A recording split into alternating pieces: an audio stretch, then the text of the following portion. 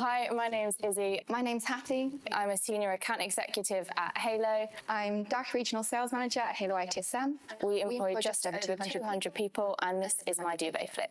What's your message to young women when it comes to getting into the professional workplace? Clarity comes from action. So you don't really know what your goal is until you've gone and done something about it. And how do you be yourself? I don't think you'd need to think, right, I really need to snap in focus now and act like myself. It will just happen. You don't grow in your comfort zone. So I only have to ask one of you if you want a coffee, and the other one will be a yes. Who wants to go first? What's your duvet flip? What gets you out of bed in the morning to flip the duvet? I think... Hi, my name's Izzy. I'm a senior account executive at Halo. My name's Hattie. I'm DACH Regional Sales Manager at Halo ITSM. I'm really excited, a bit nervous, not sure what to expect, but I'm sure I'll learn a lot. I've never met Jack before. I'm hoping it's going to be a fun conversation, but I expect us to have some really good talking points. Okay, let's do this. Let's do this. Welcome to my duvet flip. How are we? There's two of you. There is, yeah. Thank you for having us. Yeah, I'm very happy to be here. Yeah. You're welcome. I can't wait to hear about your career journeys, where you've come from, what you're doing now, the culture at Halo, and everything in between. Who wants to start sharing their first job with me? I can. I'll be happy to.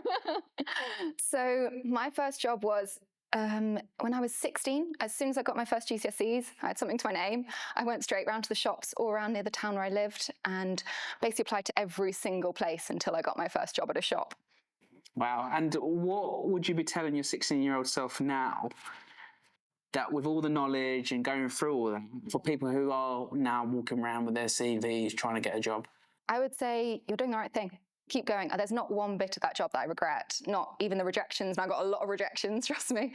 But all of that actually built who I am today, and how I face various feedback, various troubles in my current career definitely stems back from those very first steps that I took to get where I am today. And rejection's just redirection, right? Exactly, I love that. You don't grow in your comfort zone. It's my favourite. It's my favourite thing. Yeah. And Izzy, what about you? Where did your career start? Like, what was your first job? How did you get it? Yeah, so I had my first job was a bit of a dive into the deep end, excuse the pun, but I was an open water lifeguard, so at a water park. Literally dive in the deep. Yeah, into the deep end. I don't know why I chose to do that. There was a water park that opened up really close to where I live, and I'm quite active, and I just thought that sounds so fun, just, you know, being outside all day. And I'd have no lifeguarding qualifications prior to that, so I kind of saw it as a bit of a opportunity to learn a new skill, because they put you through the course as well. So did that course. Luckily, I think I had a bit of an advantage because I lived really close, so that probably swayed them in my direction. But I actually found the process of kind of training up for that and going through the course the best part, the most interesting part, because I learnt so much. And yeah, it is a skill, I think, that is really helpful. And also the environment there was great. You're around lots of people having fun. It was just before I went to uni, so... yeah, I loved it. I was out in the sun all day, paddling around. Yeah. What's not to love, right? Yeah. And then after that, I worked at a yacht club. There was a bar there, so I worked kind of in-house in the bar as well. So I loved that as well, really close to home. Yeah, I just kind of found places around me that I could get to and just chucked myself into them, really. And anything with water, by the sounds of it. Anything with water, yeah. And what did that opportunity teach you about the world of work? I think it taught me that it actually kind of made me realise that I'm quite routine-based and quite driven, because I was looking back on it and I thought if I wasn't doing those kind of things and learning those skills, I'm not really sure what else I would have been doing during that time period. And I kind of just learnt the importance of new experiences in each of those environments. They were, minus the water, they were quite different. So I learnt a lot of different things about different people, different kind of industries as well. So just the people around you that you'd interact with, and it made me, I think, come out of my shell a lot in terms of being around people. The yacht club was very front of house, and the lifeguarding is very, like, you have to be bubbly and make sure everyone's having a nice time. So it taught me how to interact with people a lot, and I've kind of carried that on through, I think. I can see, both on camera and off. It's great. I love it. And when was your first kind of experience in terms of coming across Halo? Like, how did you come across Halo and like... Yeah, so it's actually probably not the most exciting story. I found it online. I found it on Indeed. About as classic as it gets.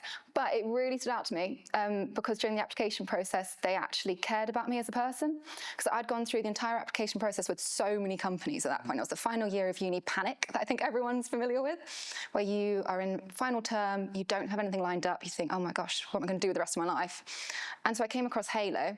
It was a really simple application, and they actually just wanted to talk to you. That's all it was. Wasn't hundreds of stimulation tests where you don't actually see a person for 6 months. It was really refreshing, and that's what drew me to take the job fundamentally. And when you had a talk, what was that conversation about? Like, because there'll be a lot of people out there that won't ever had gone through that experience, and then a company says, I want to speak to you. Yeah. Like, you get a bit nervous, right? It's terrifying, yeah. I remember the first time they wanted to talk to me, it was actually a phone interview, and I was literally in my pyjamas when they first called me, and I thought, oh my gosh, I can't take this call in my pyjamas.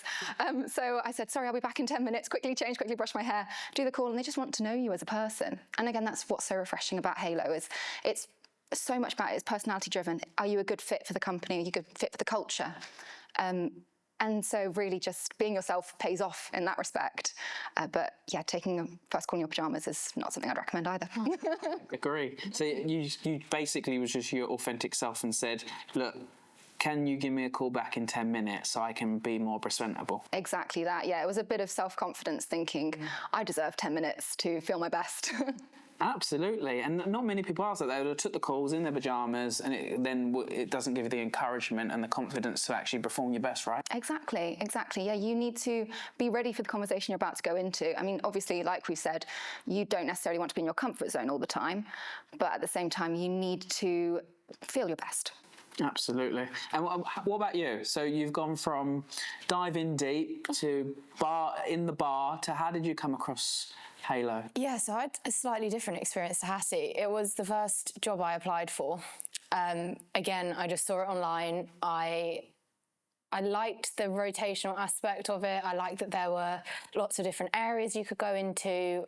As I came out of uni, I had no idea really what I wanted to do. So I was feeling a bit lost in that regard. And I just saw it, I straight away applied. I think about a week later, I got a phone call similar to Hattie. And yeah, just went in straight away for a conversation with them. I think we spent the whole hour interview talking about sport. There wasn't anything really that I needed to worry about. So yeah, I just literally spoke about my passions, my hobbies. That's all they wanted to hear about, really.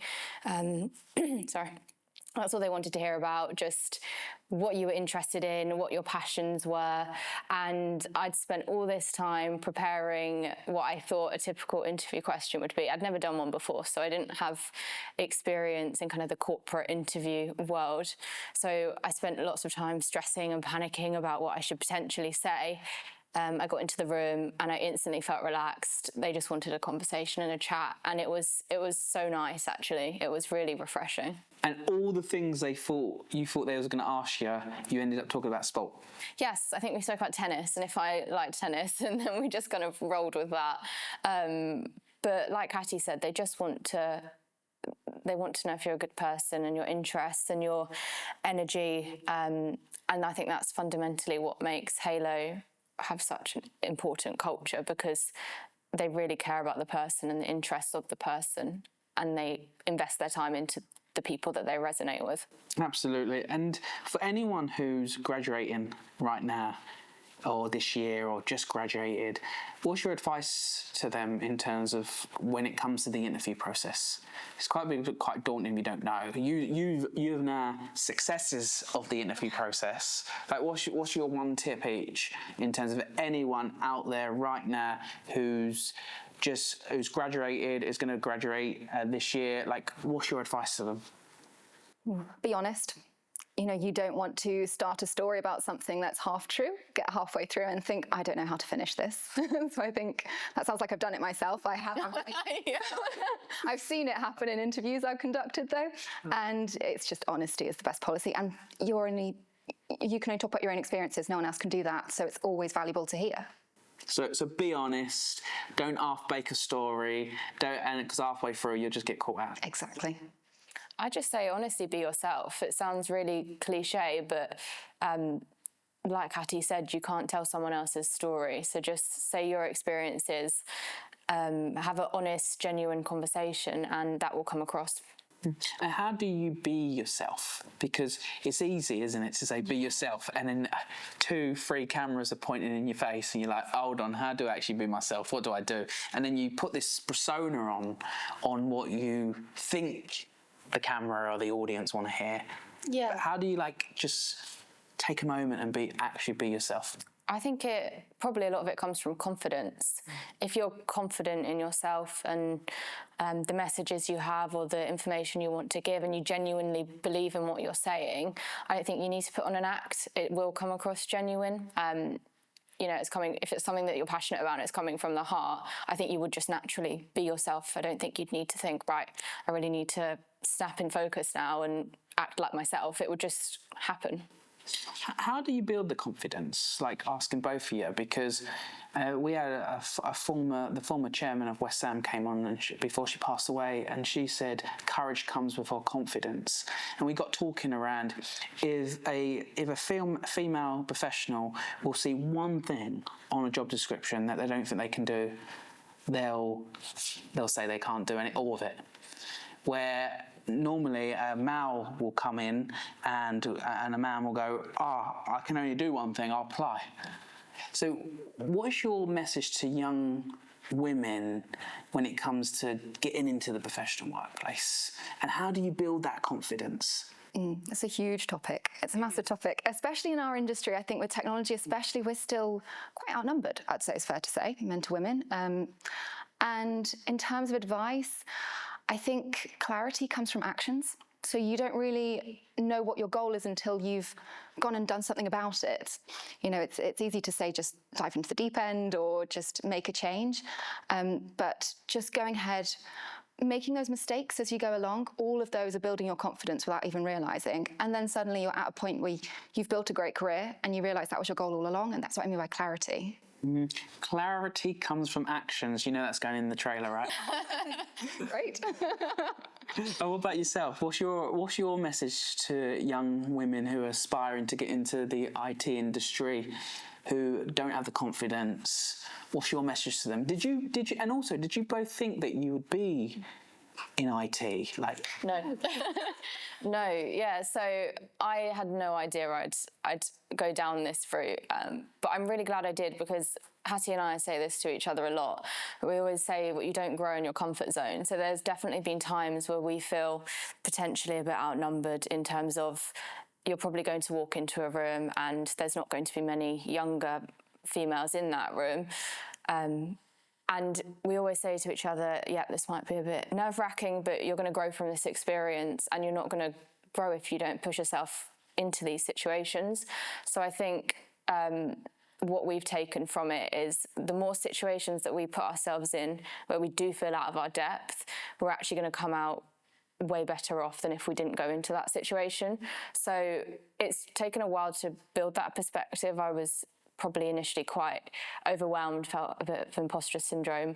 But you start to eventually realise that all of these situations that you're going into add up, and you can't really see that growth until you look back. So in the moment, it's small incremental boosts of confidence. But when you look back, you see, well, actually, a couple of years ago, I would have been so nervous going into that room, and now I've done it countless times and I've got way more confidence off the back of it. And look at you both now, you're on the UK's leading career show. Absolutely. Owning it.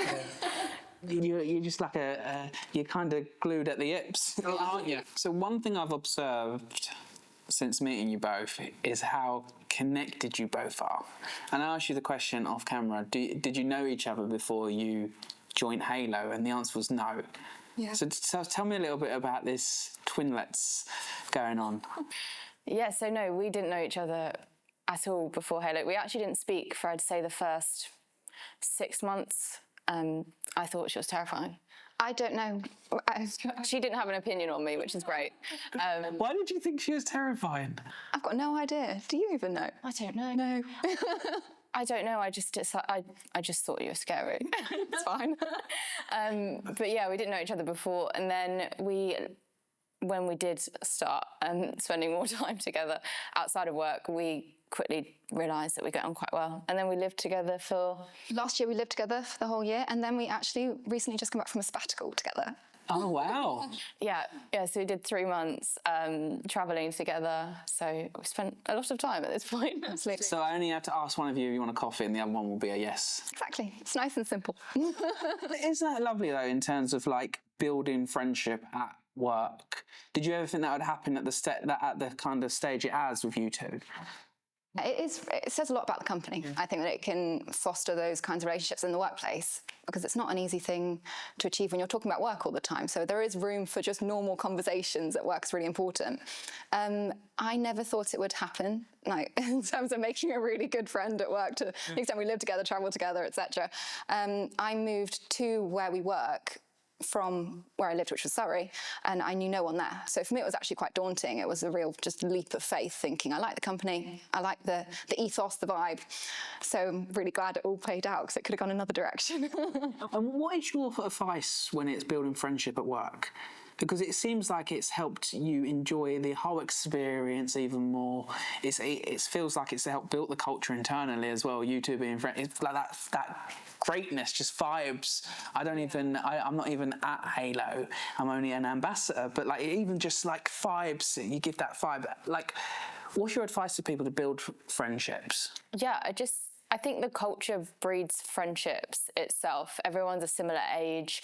Everybody has a similar kind of motivation. That's probably why they've come into the company. So it's quite easy to naturally build friendships. And there are a lot of people at work that live together as well. It's not just us.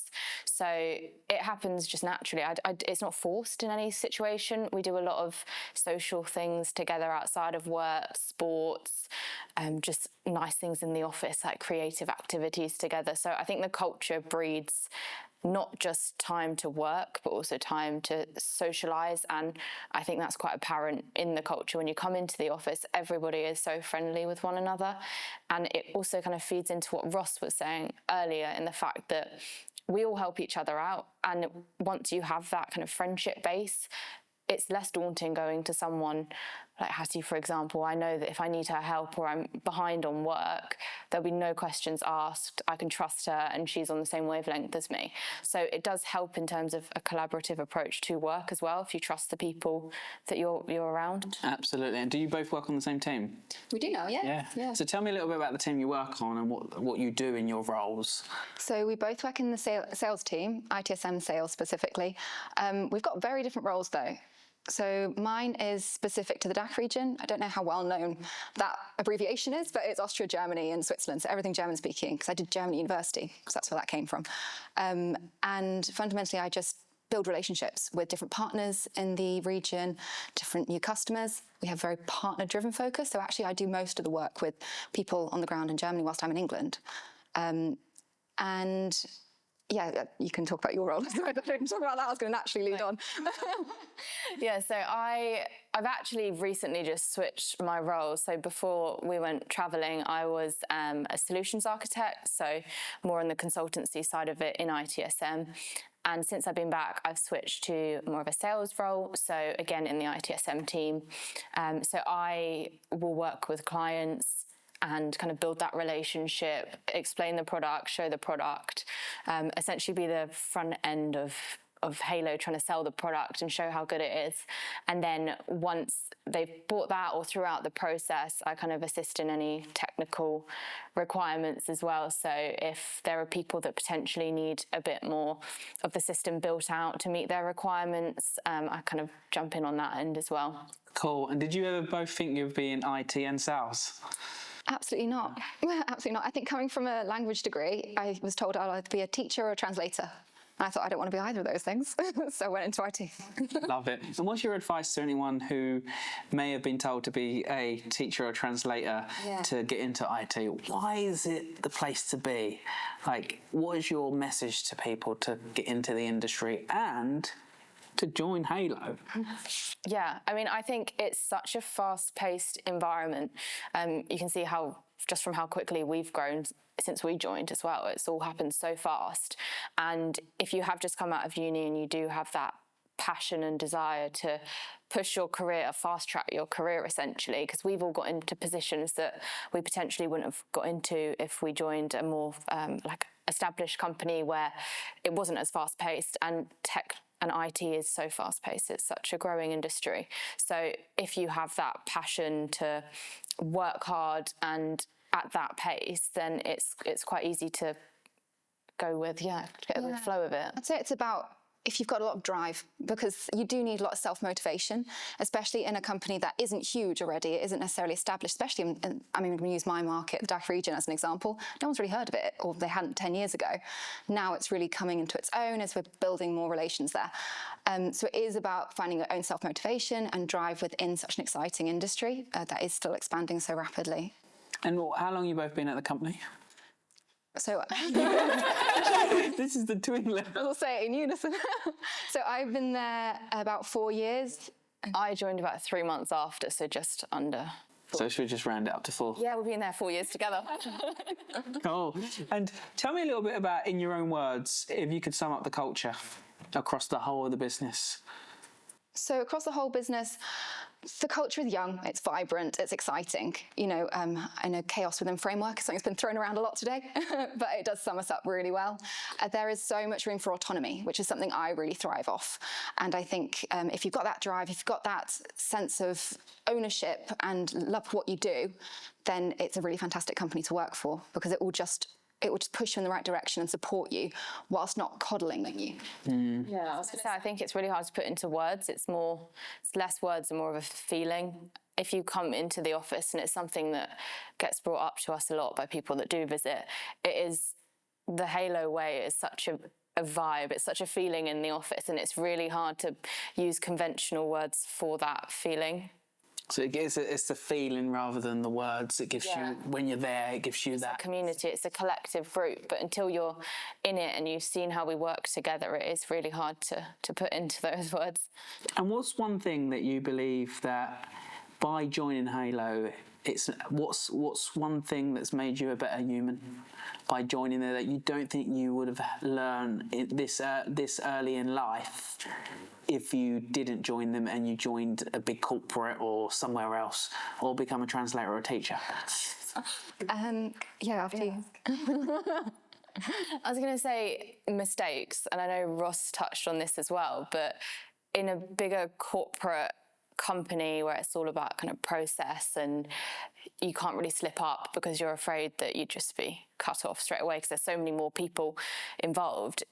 I learnt so early on that mistakes are okay, and they actually contribute to you as a person way more than any corporate ladder that I think that I could have got on would have done for me, because it's those experiences that you actually learn from, rather than trying to push yourself down a route where you're constantly doing everything right and you're following like a set of rules and criteria. I don't think you grow as a person in that situation.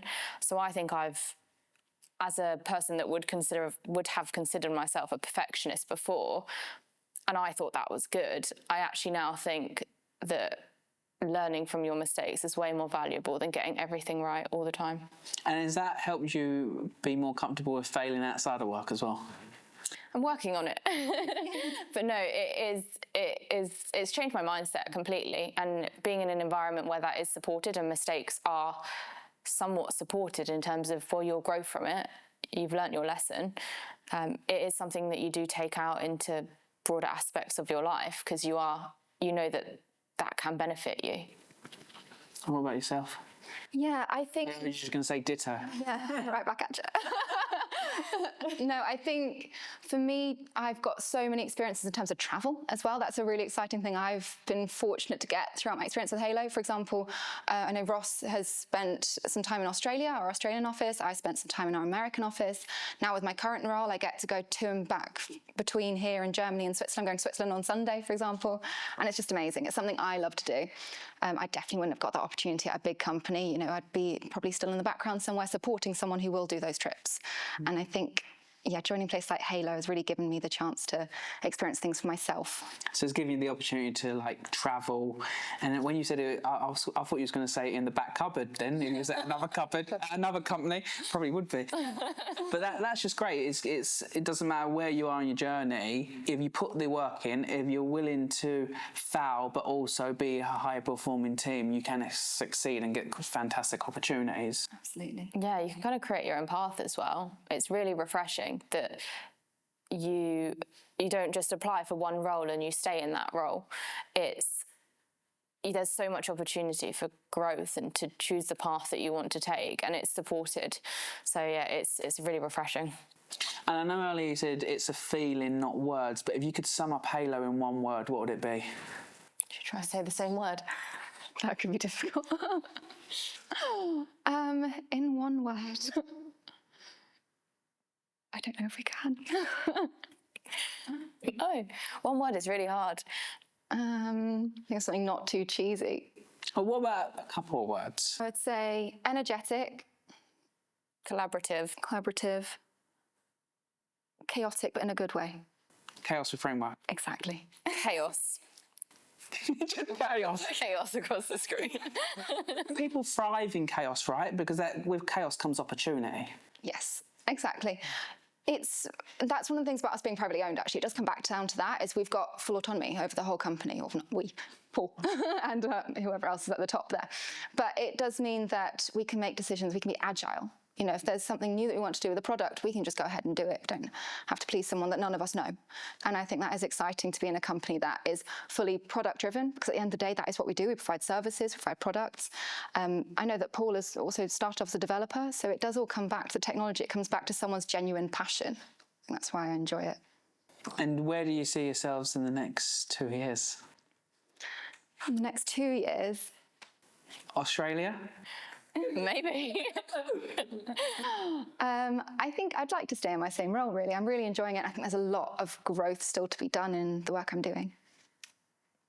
Yeah, I think maybe we could start an office. Yeah, absolutely. Well, that would be cool. That would be cool. Are you ready for my final question? Yes. Who wants to go first? What's your duvet flip? What gets you out of bed in the morning to flip the duvet? I think mine is every day is different. I genuinely wake up and I don't have any idea what the day is going to kind of bring to me, or the different experiences I'm going to have. You have different interactions every day with so many different interesting people, and no day is the same. So waking up and knowing that you've potentially got so many different experiences is the reason that, I love coming into work every day. A bit like today, different experience for you. Exactly. There's always something new. Sitting in London with some coffee, having a chat. Nice. And what about yourself? What is your duvet flip? What gets you up in the morning to flip the duvet? My duvet flip is thinking I can in some way help empower. So either that might be empowering myself, tripping myself to something that is new for me, slightly uncomfortable. It might be a conversation with a new grad. Maybe I can make them feel like they've got a new path that they can foster, or even talking to a new customer, a new partner in Germany in a new region. Hopefully I can empower them to find a tool, something like that. So the thought that I can help someone, empower them to take that next step, definitely is my duvet flip. That's brilliant. And next time, please send me over the memo so we can all be in the same shirts. I just want to say thank you. Thanks for your energy, your wisdom, your kindness, and just being authentic about your journey at Halo, your careers. So thank you very much. Thank you.